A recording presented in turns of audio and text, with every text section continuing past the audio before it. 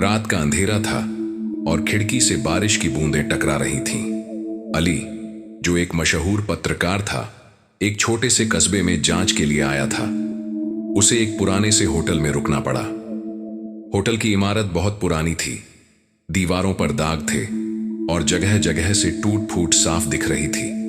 Reception पर एक बूढ़ा आदमी बैठा था। कौन सा कमरा चाहिए? बूढ़े ने ठंडे लहजे में पूछा। जो भी खाली हो दे दीजिए, अली ने लापरवाही से जवाब दिया। बूढ़े ने कुछ देर सोचा, फिर बोला, सारे कमरे भरे हुए हैं, बस कमरा नंबर 13 खाली है। अली ने हैरानी से पूछा, इसका मतलब वो क्यों खाली है? बूढ़े ने थोड़ा झिझकते हुए कहा, यह कमरा मनहूस है, जो भी इसमें रुकता है वो सुबह तक जिंदा नहीं रहता। अली, जो ऐसी बातों पर यकीन नहीं करता था, मुस्कुराया और बोला, मैं पत्रकार हूं, डरावनी कहानियां मेरी पसंद है, मुझे कमरा नंबर 13 दे दीजिए। बूढ़े ने झिझकते हुए कमरे की चाबी दी और धीरे से कहा, रात में अगर कोई अजीब आवाज सुनो तो कमरे से बाहर मत निकलना। अली ने चाबी ली और सीढ़ियां चढ़कर कमरा नंबर 13 की तरफ बढ़ा। उसे पता नहीं था कि यह रात उसकी जिंदगी बदल देगी। अली जब सीढ़ियां चढ़कर तीसरी मंजिल पर पहुंचा तो वहां का माहौल और भी डरावना लग रहा था। दीवारों पर जाले थे और रोशनी बहुत धीमी थी। चलते हुए हर कदम पर फर्श चरमरा रहा था। वह चलते चलते आखिरकार कमरा नंबर 13 के दरवाजे पर पहुंचा। दरवाजे पर लगी नाम की प्लेट पर हल्के से खरोंच के निशान थे, जैसे किसी ने उसे हटाने की कोशिश की हो। अली ने चाबी घुमाई और दरवाजा धीरे धीरे चरमराते हुए खुला। अंदर का नजारा और भी अजीब था। कमरा काफी बड़ा था, लेकिन हर चीज बहुत पुरानी और धूल से ढकी हुई थी। एक कोने में लकड़ी का झूलता हुआ कुर्सी रखा था, जो बिना किसी हवा के हल्का हल्का हिल रहा था। अली ने अपने बैग को मेज पर रखा और खिड़की की तरफ बढ़ा। खिड़की से बाहर का नजारा अंधेरे और कोहरे से ढका हुआ था। दूर दूर तक कुछ भी साफ दिखाई नहीं दे रहा था। अचानक उसे ऐसा लगा जैसे खिड़की के शीशे पर कोई परछाई गुजरी हो। वह पलटा और कमरे का जायजा लिया। सब कुछ सामान्य लग रहा था। यह सब मेरा वहम है, उसने खुद से कहा और बिस्तर पर बैठ गया। कुछ देर बाद जब वह आराम करने के लिए लेटा, तभी कमरे में झूलती हुई कुर्सी से छट छट की आवाज आने लगी। अली ने गौर से सुना। आवाज रुकने का नाम नहीं ले रही थी। उसने उठकर कुर्सी की तरफ देखा, लेकिन वहां कोई नहीं था। फिर भी कुर्सी धीरे धीरे हिल रही थी। अली ने कुर्सी को पकड़कर रोकने की कोशिश की, लेकिन तभी उसे महसूस हुआ कि कुर्सी बेहद ठंडी हो गई थी, जैसे उसे बर्फ से ढका गया हो। शायद ये पुरानी चीजों का असर है, उसने खुद को समझाने की कोशिश की, लेकिन उसके दिल में एक अजीब डर घर करने लगा था। तभी दरवाजे पर किसी ने धीरे धीरे दस्तक दी। अली दरवाजे पर हुई धीमी दस्तक को सुनकर चौंक गया। इतनी रात में कौन हो सकता है? उसने घड़ी की तरफ देखा। रात के ठीक 12 बज रहे थे। कुछ देर तक उसने इंतजार किया, लेकिन दस्तक फिर से हुई। अली ने हिम्मत जुटाई और धीरे धीरे दरवाजे की तरफ बढ़ा। दरवाजे के पास पहुंचकर उसने भीतर से पूछा, कौन है? लेकिन बाहर से कोई जवाब नहीं आया। वह कुछ पल ठहर गया और फिर दरवाजा खोलने का फैसला किया। दरवाजा खोलते ही उसे कोई नजर नहीं आया। बाहर अंधेरा और सन्नाटा था। होटल की लंबी और सुनसान गलियारे में कोई नहीं था। अली ने इधर उधर देखा और फिर दरवाजा बंद कर दिया। शायद ये मेरी थकान का असर है, उसने खुद को समझाया। जैसे ही वह पलटा, उसके कानों में एक धीमी फुसफुसाहट सुनाई दी। आवाज कमरे के अंदर से आ रही थी। वह तुरंत रुक गया और चारों तरफ देखने लगा, लेकिन वहां कोई नहीं था। कौन है यहां? उसने तेज आवाज में पूछा।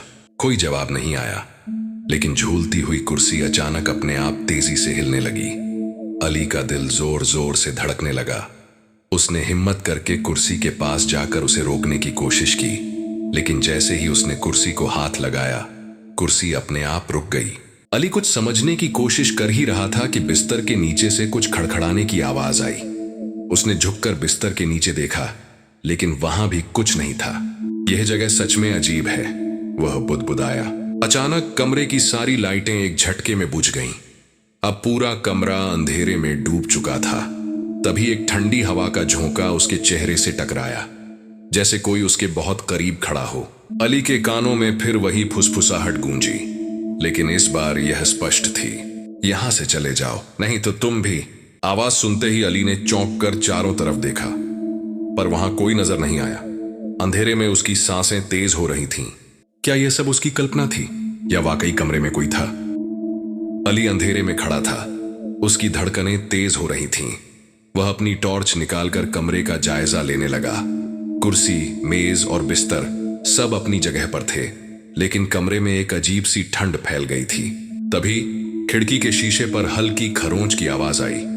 अली ने टॉर्च की रोशनी खिड़की पर डाली। शीशे पर बाहर से कोई साया झलक रहा था। वह साया मानो उसे देख रहा था। कौन है? अली ने चीख कर पूछा, लेकिन बाहर से कोई जवाब नहीं आया। उसने खिड़की की तरफ कदम बढ़ाए और पर्दा हटाया। बाहर अंधेरा और कोहरा था, लेकिन जैसे ही उसने खिड़की के शीशे को छुआ, उसे ऐसा लगा जैसे किसी ने उसका हाथ जोर से पकड़ लिया हो। वह घबराकर पीछे हट गया। खिड़की का शीशा बर्फ जैसा ठंडा था। अली ने तुरंत खिड़की बंद कर दी और बिस्तर पर बैठ गया। यह सब मेरा भ्रम है, उसने खुद से कहा। लेकिन तभी कमरे के कोने से एक धीमी सी सरसराहट सुनाई दी। उसने टॉर्च उस तरफ घुमाई। कोने में एक पुरानी अलमारी थी जो बंद थी। अली ने अलमारी के करीब जाकर उसका दरवाजा खोला। अंदर कुछ पुराने कपड़े और एक धूल भरा बॉक्स रखा था। उसने बॉक्स को उठाया और खोलने की कोशिश की। बॉक्स पर जंग लगी हुई थी, लेकिन थोड़ी मेहनत के बाद उसने उसे खोल लिया। बॉक्स के अंदर एक पुराना फोटो एल्बम था। जैसे ही उसने एल्बम खोला, उसमें कुछ धुंधली तस्वीरें दिखीं। तस्वीरों में अजीब चेहरे थे जो डरावने और दुखी लग रहे थे। उनमें से एक तस्वीर पर अली का ध्यान गया। उसमें वही कमरा था जिसमें वह खड़ा था। यह कैसे संभव है? अली ने हैरानी से सोचा। तस्वीर में कमरे के दरवाजे के पास एक आदमी खड़ा था जिसकी आंखें अंधेरे में चमक रही थीं। उसी पल अली को अपने पीछे दरवाजे के पास किसी के खड़े होने का एहसास हुआ। उसने डरते डरते मुड़कर देखा। दरवाजे के पास एक धुंधला साया खड़ा था जिसकी आंखें तस्वीर की तरह चमक रही थीं। अली का गला सूख गया। दरवाजे के पास खड़ा वह साया धीरे धीरे उसकी तरफ बढ़ने लगा। उसकी आंखों से अजीब सी सफेद रोशनी निकल रही थी। अली ने टॉर्च उस पर डाली, लेकिन रोशनी से वह साया गायब नहीं हुआ। डर के मारे अली ने पीछे हटना शुरू किया और बिस्तर के किनारे तक पहुंच गया। तुम कौन हो? उसने कांपती हुई आवाज में पूछा। साया ठहर गया और धीरे धीरे उसकी आंखों की रोशनी तेज होने लगी। फिर एक गहरी और भयावह आवाज में उसने कहा, यह कमरा मेरी कैद है और जो भी यहां आता है वह कभी वापस नहीं जाता। अली के पूरे शरीर में सिहरन दौड़ गई। लेकिन क्यों? तुम कौन हो और ये सब मेरे साथ क्यों हो रहा है? साया अचानक हंसा, लेकिन उसकी हंसी किसी इंसान जैसी नहीं थी।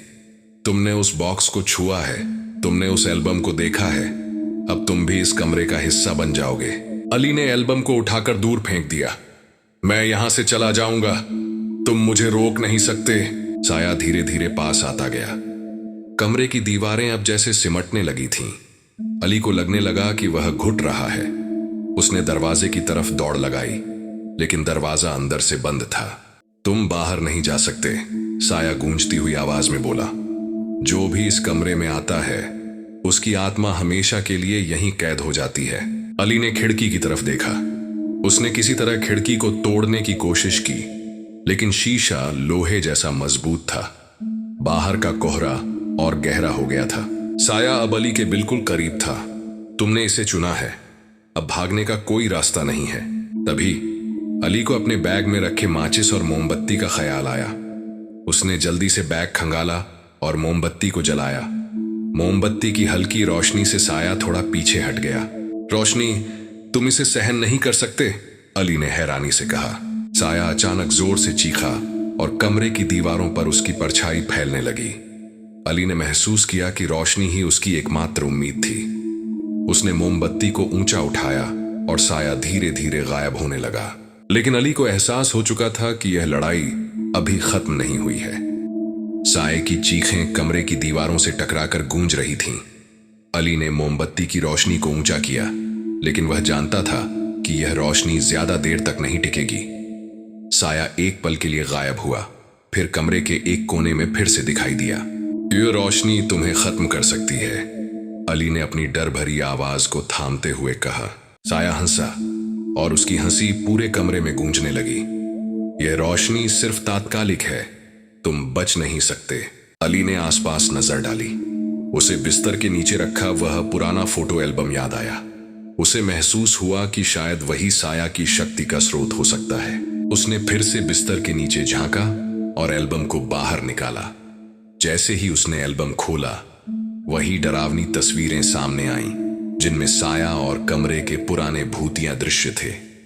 अली ने अपने अंदर एक ताजगी महसूस की, क्योंकि अब उसे समझ में आ गया था कि इस कमरे का असली रहस्य यही तस्वीरें थीं।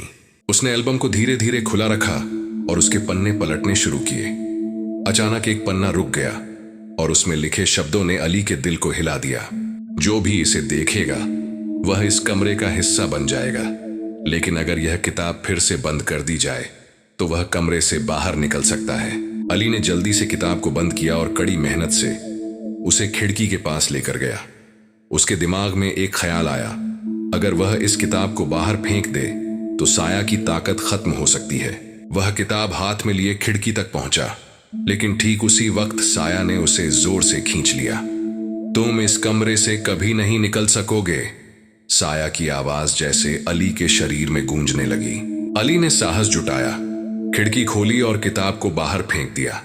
तभी कमरे की दीवारों में अचानक से एक भयंकर आवाज आई, जैसे कोई भूत उसे निगलने की कोशिश कर रहा हो। चमकते हुए साया गायब हो गया और कमरे का अंधेरा कम होने लगा। रोशनी की हल्की किरणें कमरे में आने लगीं और अली ने राहत की सांस ली। वह कमरे से बाहर भागा और जैसे ही उसने होटल के मुख्य दरवाजे को खोला, पूरी दुनिया उसके सामने थी। अली ने समझ लिया था कि वह जिंदा बच गया था, लेकिन कमरे नंबर 13 की कहानी अब भी उसके दिल में डर और रहस्य छोड़ गई थी। अब वह जान चुका था कि कभी कभी कुछ जगहें हमें हमारी हिम्मत और डर का असली सामना कराती हैं।